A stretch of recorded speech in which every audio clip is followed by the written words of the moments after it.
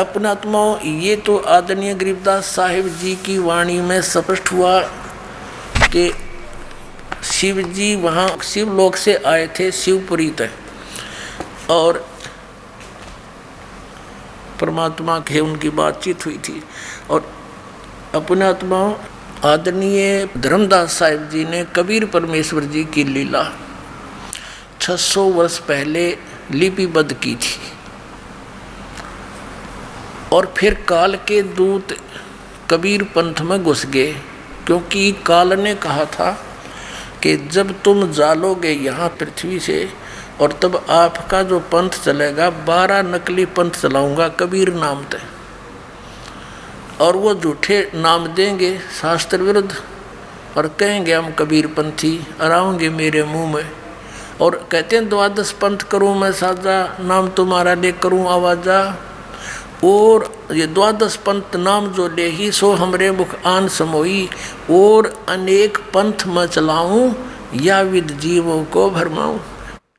12 तो एक कबीर पंथ के 12 पंथ, अनेक पंथों में ये राधा स्वामी पंथ, जय गुरुदेव पंथ, धन धन सतगुरु पंथ, ठाकुर जी वाला पंथ, और ये सच्चा सौदा सिरसा जगमाल वाली ये गंगुआ वाला पंथ, भिवानी वाला ताराचंद वाला पंथ, एक आगरा वाला पंथ, ठाकुर वाला पंथ, ये सारे के सारे सतलोक और सचखंड की महिमा बताते न, कख नहीं पता उसके बारे में।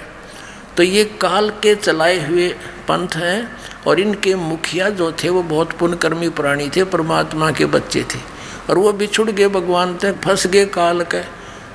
उन इसका दुरुपयोग करके करोड़ों जीवों को अपने जाल में फंसा दिया। तो पुण्यात्माओं, इन कबीर पंथियों ने कबीर सागर में बहुत कुछ काट छांट कर ली अपनी बुद्धि अनुसार, और उसको छपवा दिया, फिर भी सच्चाई को छुपा नहीं सके। अब आपको दिखाते हैं, पहले तो उस कबीर सागर के अंदर दिखाते हैं अपनी सोच से कुछ काट छांट कर, क्योंकि क्या होता था कि भक्ति जहाँ नहीं होती, भगवान का संग नहीं होता, सत्य भक्ति नहीं होती, तो उसमें क्या होता है कि जो कथाएं परमात्मा के विषय में सुनाई जाती हैं तो आम व्यक्ति विरोध करता है, और जो वैसे लोकवेद सुनाने वाला व्यक्ति केवल कथावाचक है वो प्रमाणित कर नहीं सकता। तो जिस कारण से उन्होंने कबीर सागर में कुछ अंश को धीरे धीरे हटाना शुरू कर दिया कि जिससे एक सिंपल सा बन जा, आम आदमी स्वीकार कर ले। यह उनकी भूल थी, तो उसकी पूर्ति करने के लिए मालिक को पता था कि ऐसा ये काल करवाएगा। तो आदरणीय गरीबदास साहिब जी के माध्यम से अपनी सच्ची महिमा फिर दोबारा से अमृतवाणी उनके द्वारा वर्णित करवा दी।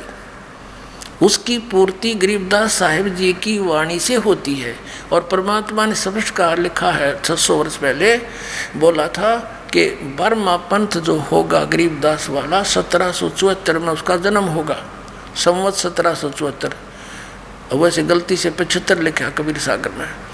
तो उस समय वो जो आएगा मेरा हंस, उसके द्वारा मेरी वाणी पुनः प्रकट होएगी, लेकिन उस गरीबदास के पंथी उसको समझ नहीं सकेंगे। फिर उसी पंथ में मैं ही फिर आऊँगा धर्मदास, और सभी पंथ मिटा के एक पंथ चलाऊँगा, ऐसा कहा था। तो वो परमात्मा स्वयं नहीं आए, दास को भेज दिया। पुण्यात्माओं, हो सकता दास की अर्जी सुन ली हो मालिक ने कि दाता आपको बहुत परेशान करते हैं आपके बच्चे, उस काल से प्रेरित हो करके इस दास को हो सकता स्वीकार करके इसलिए भेज दिया। तो अब आपको दिखाते हैं कबीर सागर के अंदर, और फिर दिखाएंगे वेदों में, और परमात्मा की वो वाणी फिर सिद्ध हो जाएगी। वेद मेरा भेद है, मैं ना मिलूँ वेदन के माही, अर्जुन वेद से मैं मिलूँ वो वेद जानते नहीं। देखिएगा कबीर सागर, ये कबीर सागर संपूर्ण 11 भाग, इसके कौन प्रकाशक है ये देखिएगा, श्री खेमरा श्री कृष्ण दास प्रकाशन बम्बई। जो संशोधक है वो भी कबीर पंथी है, कबीर पंथी भारत पथिक स्वामी युगलानंद बिहारी द्वारा पुरस्कृत। मुद्रक एवं प्रकाशक हैं खेमरा श्री कृष्ण दास, अध्यक्ष श्री वेंकटेश्वर प्रेस, खेमरा श्री कृष्ण दास मार्ग मुंबई। अब इसके हम आपको दिखाते हैं, और ये है ज्ञान सागर। इसके 74 पृष्ठ पर। सुन जुल्हा बन भयो आनंदा, जिमी चकोर पायो निश्चंदा, ले सुत चले हर्ष मन की ना, और तासो पुनः अस बोल ही दीना। सुत काशी को ले चले, यानी पुत्र को प्राप्त करके चल पड़े। लोग देखण ते आव, अन्न पानी बख्शे नहीं, जुल्हा शोक जनाव, तब जुल्हा मन कीन तिवाना। अब इन कबीर पंथियों ने कहाँ इसको सेट किया है कि ये जो नीरू था जुल्हा रामानंद जी के पास गया कि हे महाराज, मैंने एक पुत्र मिला है और कुछ खाता पीता नहीं, कुछ युक्ति बताओ। तो रामानंद जी ने बताया कि एक कुंवारी गाय लाकर उसके पास खड़ी कर दो और फिर वो अपने आप दूध देने लग जाएगी, वो दूध पीवेगा। ये कोई सिद्ध पुरुष आया हुआ है। ये तो है कबीर पंथियों की अपनी जोड़ जुगाड़। लेकिन बात तो ये सच्ची है कि कुंवारी गाय का दूध पिया, लेकिन गरीबदास जी ने वो आँखों देखा, चित्रण किया पुनः। उन्होंने बताया कि शिव जी आए थे, शिवलोक थे, क्योंकि वो शिव के पुजारी थे। उस जन्म में गौरी शंकर और सरस्वती नाम के ब्राह्मण थे। और आकर के फिर उन्होंने युक्ति कबीर परमात्मा ने उसको बताई थी शिव जी को, और फिर वो ऐसे किया गया था। फिर भी जैसे है, हमने सिर्फ ये देखना है कि घटना ऐसी ही घटी, लीला ऐसी ही थी। आगे क्या कहा, तब जुल्हा मन कीन तिवाना, रामानंद सो कही उत्पाना, मैं सुत पायो बढ़ा गुणवंता, कारण कौन बखे नहीं संता। हे संत रामानंद जी, एक मेरा बहुत अच्छा बेटा है और कुछ खाता पीता नहीं, क्या कारण है। रामानंद ध्यान तब धारा, जुल्हा सो तब वचन उचारा, पूर्व जन्म में ते ब्राह्मण जाति, हर सेवा की नी बली बाती, कुछ तुम सेवा हर की चूका, ताते भयो जुल्हा का रूपा, प्रीति प्रभु गए तोर लेनी, ताते उद्धान में सुत तो है दीना। ठीक है, अब ये नीरू है, नूरी नहीं, गलत से लिखा गया नीरू, नीरू वचन। वो नीरू बोला, हे प्रभु जस की ना तस पायो, आरत हो तब दर्शन आयो, सो कहिए उपाय गुसाई, बालक अक्षुदावंत कुछ खाई। ऐसा जतन करियो दाता, तो जो मेरे गेल बनी सो बनी। अब ऐसा कोई युक्ति बताओ जिससे मेरा बच्चा कुछ खा पी ले। सो कहिए उपाय गुसाई, बालक अक्षुदावंत यानी भूखा कुछ खाई। रामानंद अस युक्ति विचारा, तुम सुत कोई ज्ञानी अवतारा।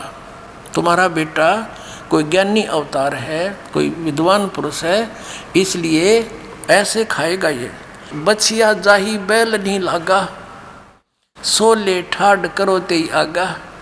कि एक बछिया ले आना जिसको बैल ने कभी टच ना किया हो, अर्थात कंवारी। ये देखिएगा, बछिया जाही बैल नहीं लागा, सो ले ठाड करते आगा। दूध चले ते थनते, दूध धरो छिपाए, अक्षुदावंत जब होए ता कह देखवाए। अब कहते हैं जुल्हा एक बछिया ले आवा, और चलो दूत कोई मरम न पावा। चलो दूत जुल्हा हरसाना, राख छिपाई कहो नहीं जाना। अब यहाँ पुण्यात्माओं जैसा भी है, अब ये प्रमाणित हुआ कि 600 वर्ष पहले परमात्मा ने जो लीला की थी वो लिपिबद्ध की गई। उसके बाद आदरणीय गरीबदास साहिब जी के समय भी उन्होंने कुंवारी गाय का दूध पिया, और आदरणीय गरीबदास साहिब जी ने भी अपनी वाणी में प्रमाण किया कि 600 वर्ष पहले परमात्मा जब आए थे उन्होंने एक कुंवारी गाय का दूध पिया, उससे उनकी परवरिश की लीला हुई। अब हमारे वेद क्या बताते हैं परमात्मा के गुणों को, परमात्मा की महिमा। अब इतने प्रमाण मिलने के बाद फिर हम संतुष्ट हो जाएंगे, हु इज गॉड। अब देखिएगा, आपको दिखाते हैं ऋग्वेद मंडल नंबर 9, 10 ये इकट्ठे जिल्द है, अनुवाद है इसमें। ये किसने अनुवाद किया है, कहाँ से छपा है? प्रकाशक है सार्वदेशिक आर्य प्रतिनिधि सभा, मेर सिद्धांत भवन, रामलीला मैदान, नई दिल्ली।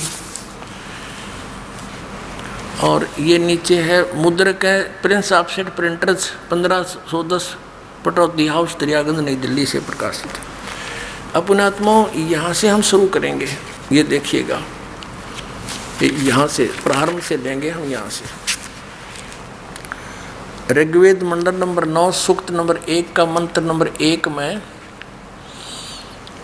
ये देखना, यहाँ हे परमात्मन यानी परमात्मा की महिमा चल रही है। फिर ऋग्वेद मंडल नंबर 9 और सूक्त नंबर 1 का मंत्र नंबर 2 में हे परमात्मन आप, है ना परमात्मा के विषय में। 3 नंबर मंत्र में हे परमात्मन, 4 नंबर मंत्र में हे परमात्मन, 5 नंबर मंत्र में हे परमात्मन, 6 नंबर में ऋग्वेद मंडल नंबर 9 सूक्त 1 मंत्र 6 में हे परमात्मन, यानी परमात्मा की महिमा वेद में वर्णित की जा रही है। अब इन आर्य समाजियों के दानंद के चेला के याद आ गई दानंद की थूरी कि महर्षि दानंद तो निराकार बताओ, भगवान को आगे साकार लिखा है इसमें, तो वहाँ पैतरा बदल गई है। वहाँ भगवान लिखना बंद कर दिया, पुरुष लिखना शुरू कर दिया। अब पुरुष माने दानंद खुद का भगवान पूर्ण परमात्मा होता है, ये भी कंसेप्ट क्लियर करेंगे पहले। अब परमात्मा कहते हैं नौ मन सूत उलझिया ऋषि रहे जख मारे, सतगुरु ऐसा सुलझा दे उलझन दूजी बारे। इन नकलियों ने इस आध्यात्मिक मार्ग के, इस अध्यात्म ज्ञान के 9 मन सूत को उलझा कर डाल दिया। सूत एक कच्चे धागा होता था जिससे कपड़ा बुना करते थे जुलाहे। तो परमात्मा को पता था, वो जुलाहों को ज्ञान होता था, 1 किलो सूत अगर उलझ जाता 1 हफ्ता खा लेता उनका। वो तोड़ नहीं सकते, टूट जाता, गांठ लग गए, गांठ लग गई तो कपड़ा अच्छा बना नहीं, धनी पैसा दे नहीं, उसकी दाढ़ी कटे। तो सारा दिन धीरे धीरे सुलझाया करते। परमात्मा कहते हैं वो 1 किलो सूत इतना दुखी कर देता है, और इन अज्ञानियों ने तो 9 मन सूत उलझा के घेर दिया, यो अध्यात्म मार्ग का। लेकिन कहते हैं सतगुरु ऐसा सुलझा दे, 9 मन सूत उलझिया ऋषि रहे जखमार, और सतगुरु ईसा सुलझा दे उलझे ना दूसरी बार। अब ईसा सुलझा देंगे इसको दास, उस परमात्मा का दिए हुए ज्ञान को। इस कलयुग में तो उलझेगा नहीं वो ज्ञान, फिर भक्ति कोई करियो चाहे ना करियो।